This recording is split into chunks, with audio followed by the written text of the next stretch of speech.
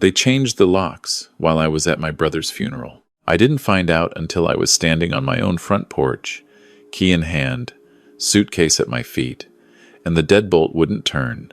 I tried it twice. 3 times. I stood there for a moment in the November cold, looking at the door I had painted myself 11 years ago, a dark green that my wife Ruth had picked out before she passed, and I thought, maybe I'm just tired from the drive. Maybe my hands aren't working right. I tried again.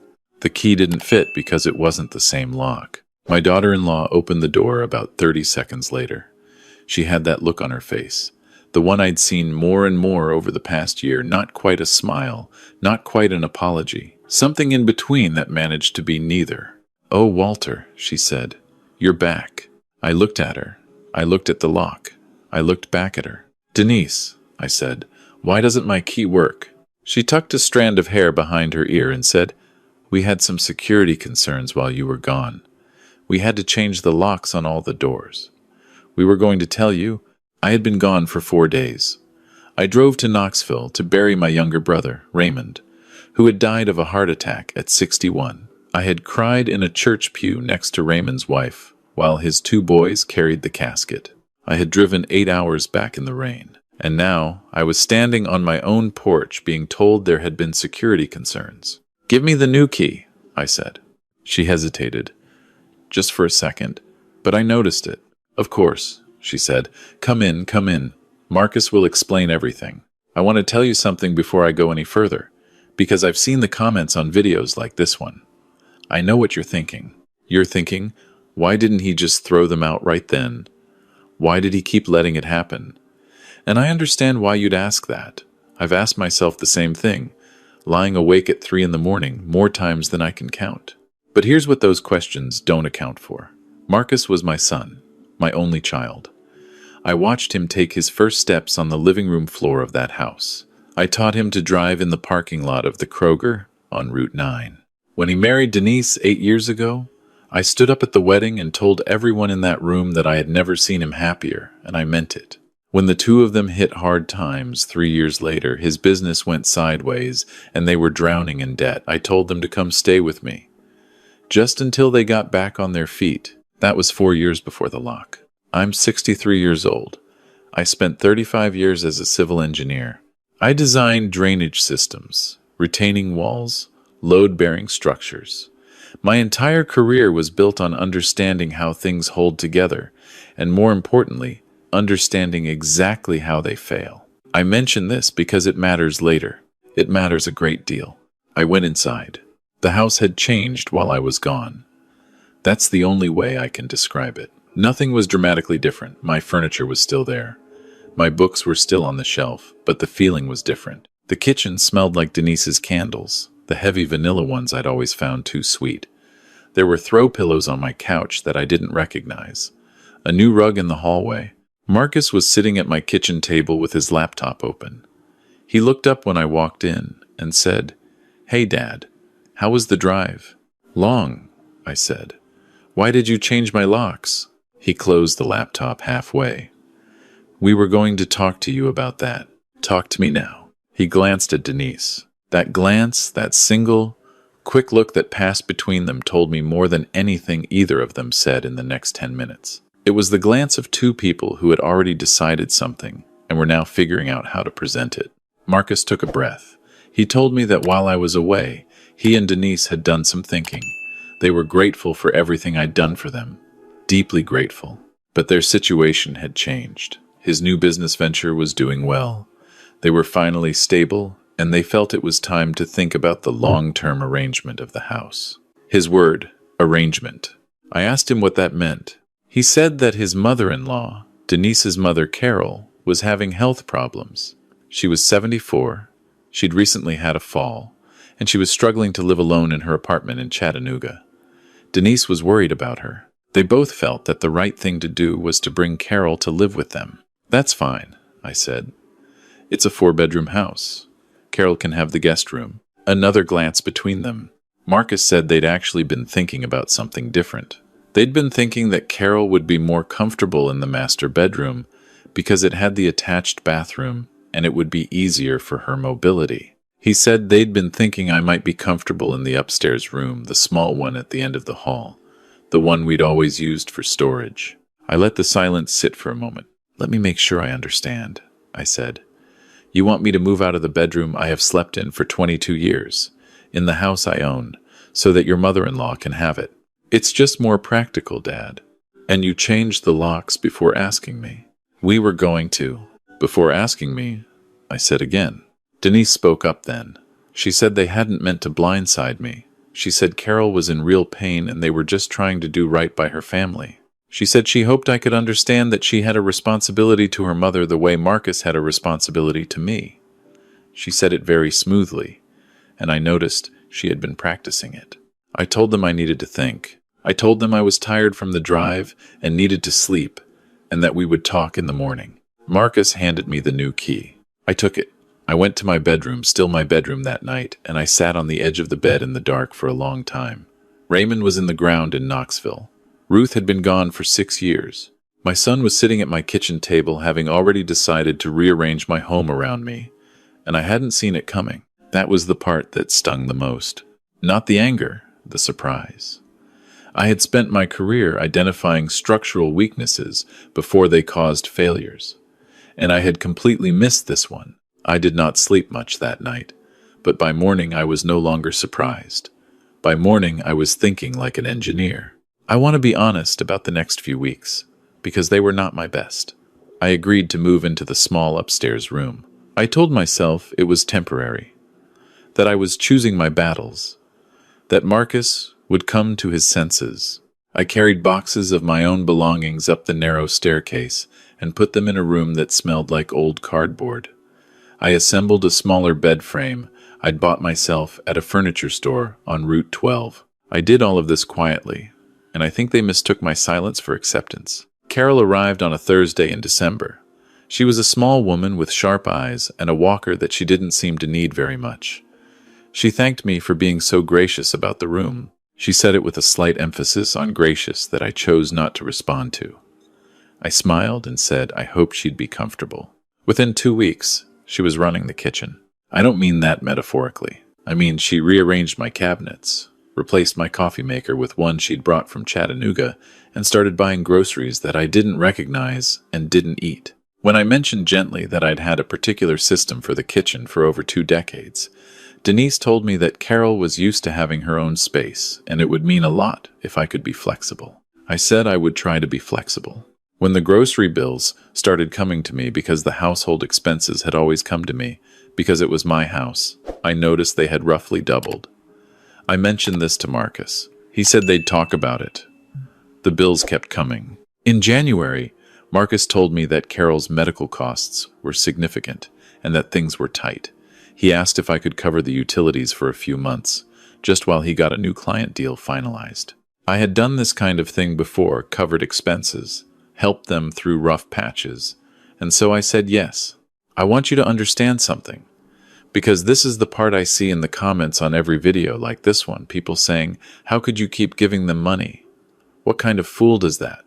And I hear you, but I want you to think about what it feels like when the person asking you for money is your son.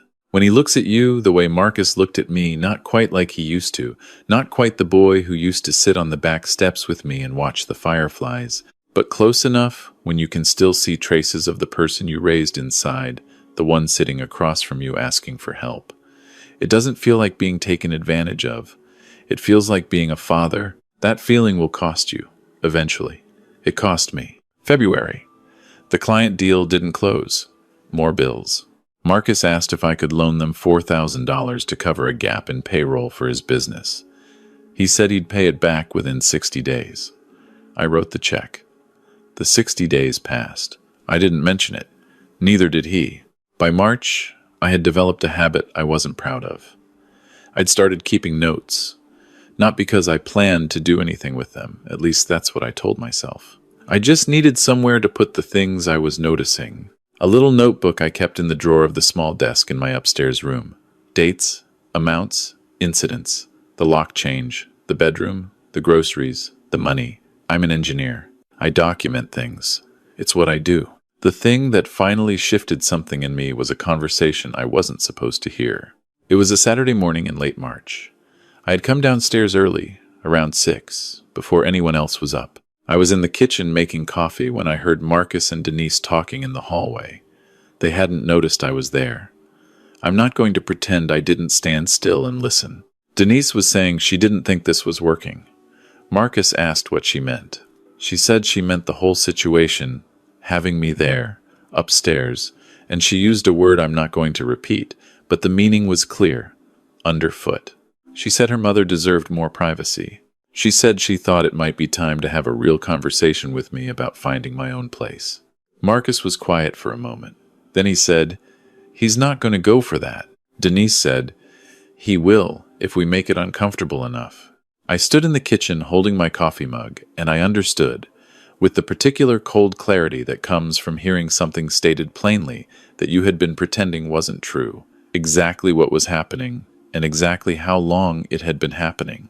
They weren't in a rough patch, they were running a strategy. And I had been the most cooperative subject imaginable. I finished my coffee. I went back upstairs. I took out my notebook. I called a friend of mine that afternoon, a man named Gerald, who had retired from real estate law a few years back. We'd known each other for 30 years, played golf badly together every few weeks, and I trusted him completely. I told him the situation in broad strokes. He listened without interrupting. When I finished, he said, "Walter, that's your house." "I know," I said. "Do you have documentation of the loan?" "No," I said. "Do you have anything in writing about the arrangement, them staying with you, the terms?" "No," I said. He was quiet for a moment. Then he said, "Okay, here's what we're going to do. I want to be precise about the next part, because the details matter." Gerald referred me to a practicing attorney, a woman named Patricia, who handled real estate and property disputes out of an office in Maryville. I met with her on a Tuesday morning. I brought my notebook. I brought 4 years of bank statements. I brought the deed to the house, which was and had always been solely in my name. Patricia was thorough and unhurried. She laid out my situation in terms that were not comforting, but were honest. Marcus and Denise had established what could be considered tenancy through their long-term residency, which meant I couldn't simply tell them to leave by Friday. There was a process.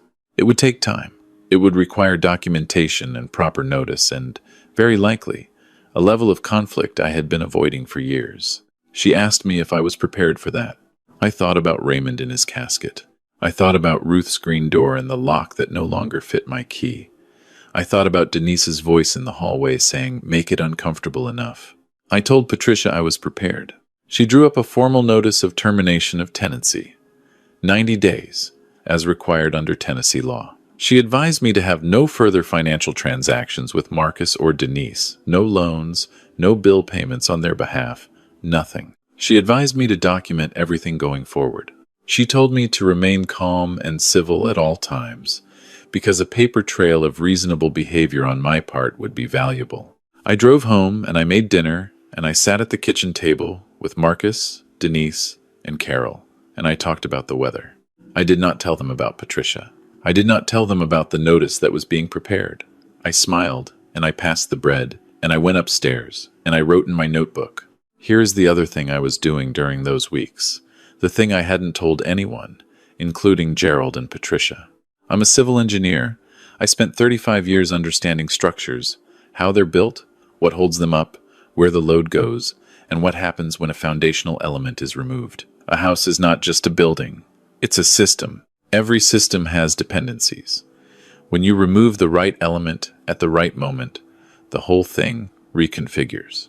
Marcus's business, the one that was always one client away from stability, the one I had been quietly funding, was built on a handful of key contracts. I knew this because Marcus had told me, in detail, over dinners and phone calls, all the times he was asking for my support and my money and my belief in him. He'd told me about his main contract, a commercial construction project for a developer named Briggs. He'd told me about his equipment leasing arrangement with a company down in Chattanooga. He'd mentioned, more than once, that he was behind on his business liability insurance. I didn't make any calls. I didn't sabotage anything. I am not that kind of person, and I want to be clear about that. but I am a person who spent 35 years reviewing structural assessments, and I can tell you that a structure that is already compromised does not require an outside force to fail. It only needs to be left alone. I stopped paying the utilities in April. Not dramatically, I simply set up my own separate account for my personal expenses and stopped covering the household. When the first bills came, and Marcus asked me about it, I told him calmly that I'd spoken with an attorney and that I was no longer in a position to cover shared household costs. His face changed. "An attorney?" he said. "Yes," I said. "You'll be receiving some paperwork in the next few days. I want you to know, I'm not trying to be difficult, but this is my house, Marcus. It always has been. And I think it's time we recognize that." The paperwork arrived 2 days later. Patricia had it served properly. She was very particular about doing everything correctly, and I appreciated that. I will not pretend the weeks that followed were peaceful. They were not. Marcus came to me 3 separate times to talk about it, each conversation escalating in a different direction. The first pleading, the second angry, the third something sad and strange that I found harder to sit through than either of the others. Denise stopped speaking to me almost entirely. Carol looked at me at breakfast with her sharp eyes and said, "I always heard you were a reasonable man, Walter." And I said, "I try to be, Carol." And I poured my coffee and took it upstairs. I would be lying if I told you there was no moment of doubt. There was one around the middle of April, a Sunday evening, when I could hear Marcus downstairs playing a video game with my grandson, Denise's sister's son, who visited sometimes, and the sound of him laughing. That particular laugh I'd known since he was 8 years old floated up through the floor. I sat with that for a while. Then I took out my notebook and I read the entry from December, the one about the locks. The 90-day notice expired on a Thursday in July. Patricia had prepared well. Marcus and Denise had consulted their own attorney, I later learned, and been told the same thing Patricia had told me. The house was in my name alone. There was no lease, no written agreement, and Tennessee law was not on their side. They moved out on a Wednesday, 11 days before the deadline. I was not home when it happened.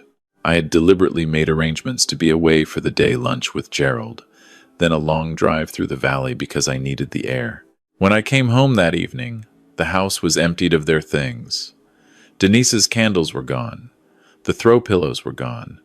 The rug in the hallway that I hadn't chosen was gone. The kitchen cabinets were back where I'd always kept them, because in the process of moving Carol's dishes, someone had apparently shifted things around and then left them that way. My green door was still there, a little weathered but still standing. I sat in my kitchen for a long time that night without turning on a light. There are things I want to tell you, because I think they're important, and because I've spent the months since then turning them over in my mind. Not to be bitter about them, I'm done with bitter, but because they are true.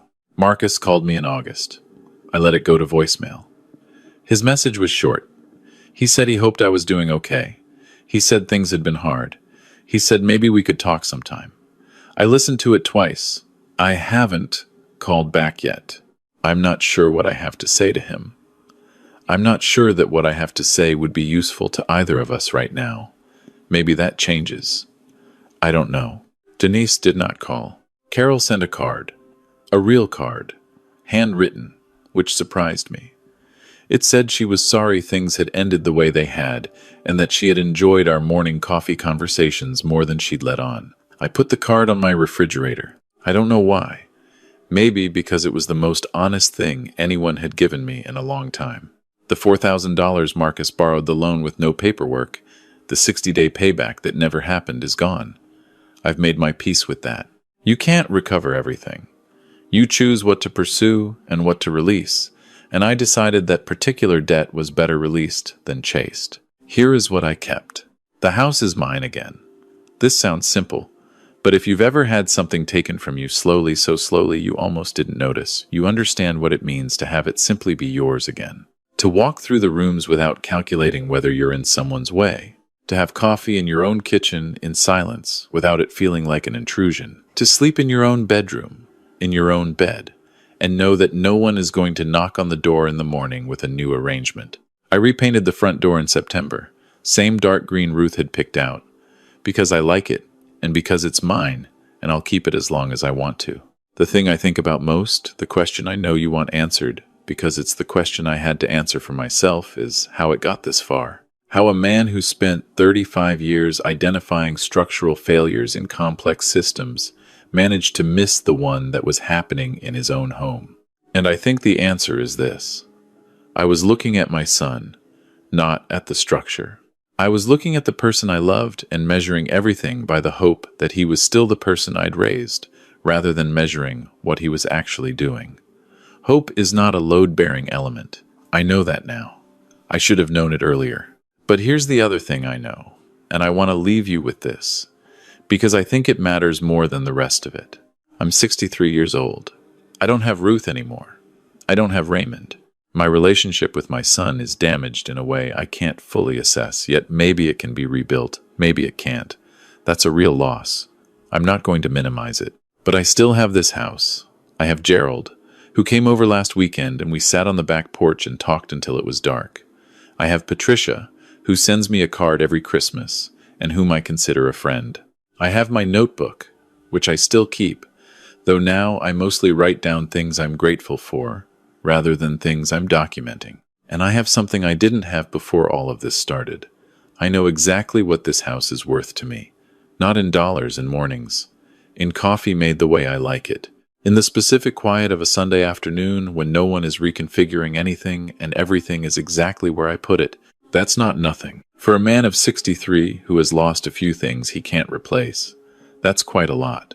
If you're watching this, and you're in the middle of something like what I went through, and I know some of you are, because the comments on these videos tell me so, I want you to hear something from someone who has been on the other side of it.